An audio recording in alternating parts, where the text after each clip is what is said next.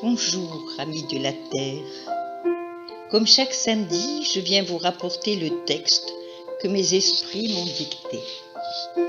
Aujourd'hui, nous allons entrer dans l'univers.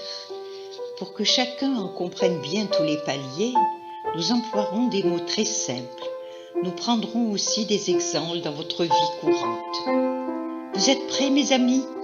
Alors disons, comme dans la formule consacrée d'Ali Baba, « Univers, ouvre-toi ». Suivez bien, mes amis, car l'univers est vaste. Dans l'univers dont nous faisons tous partie, il y a de nombreux mondes. Seul Dieu, notre Père, en connaît toutes les existences puisqu'il en est le Créateur. Chaque monde est investi d'une mission propre. Dans chaque monde, il existe de nombreuses sphères et nombreuses sous-divisions. Prenons une comparaison.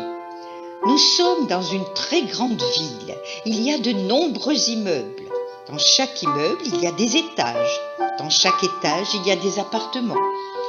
Prenons un immeuble et admettons qu'il ait 8 étages. Lorsque vous parlez étage, vous parlez de hauteur. Le premier étage, par exemple, est à 10 mètres, le 8e à 80 mètres du sol. Pour les sphères, les sous-divisions n'ont pas la notion de hauteur, mais de dimension. Expliquons encore à l'aide des notes de musique. Vous interprétez une chanson. Vous avez votre voix, une seule voix. Mais avec cette voix, vous allez pouvoir monter ou descendre. Nous dirons qu'en clé de sol, par exemple, le Do est plus bas que le Mi plus bas que le La. Donc, une sphère a différentes dimensions. Pourquoi maintenant, dans une même dimension, une âme sera sur le Do alors qu'une autre sera sur le La ? Tout simplement selon le déroulement de sa vie sur Terre. A-t-elle respecté son contrat ? Ne s'est-elle pas éloignée de son bon chemin ? S'est-elle laissée entraîner dans d'autres directions, etc., etc. Attention, mes amis, ici, nous tenons à préciser que nous ne parlons en aucune façon de paradis, purgatoire et enfer. Ce vocabulaire a été inventé par les hommes il y a des siècles et des siècles pour les maintenir dans la peur et pouvoir, par ce fait, faire pression sur leur vie. Si les âmes suivent des destinations différentes, c'est bien pour recevoir à nouveau les enseignements que les maîtres de l'univers prodiguent à chaque retour dans l'au-delà. Ces leçons servent à l'évolution de l'âme. Lorsque les âmes reviennent de leur vie sur Terre, elles sont chargées de bonnes et mauvaises actions. Leur nettoyage est essentiel à leur élévation, c'est-à-dire à leur pureté. En somme, il s'agit d'une très grande école, un directeur, des enseignants et des élèves de différents niveaux.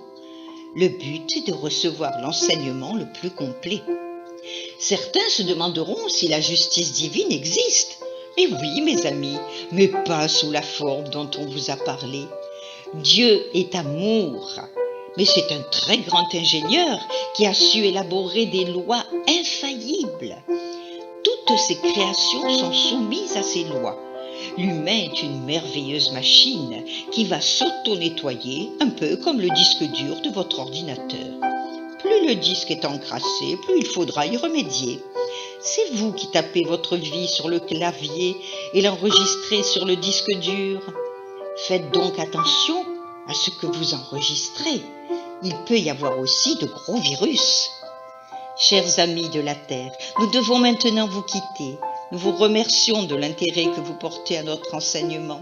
Nous espérons qu'il sera assez clair dans sa compréhension. Peut-être fera-t-il partie un jour de l'instruction prodiguée sur Terre. Nous l'espérons. L'homme s'attacherait beaucoup plus à ce qui fait l'essentiel de sa vie et vivrait plus sereinement. À très bientôt, mes amis de la Terre. N'oubliez pas, on vous aime énormément et nous voulons vous aider. À très bientôt, à samedi prochain. Merci, mes amis.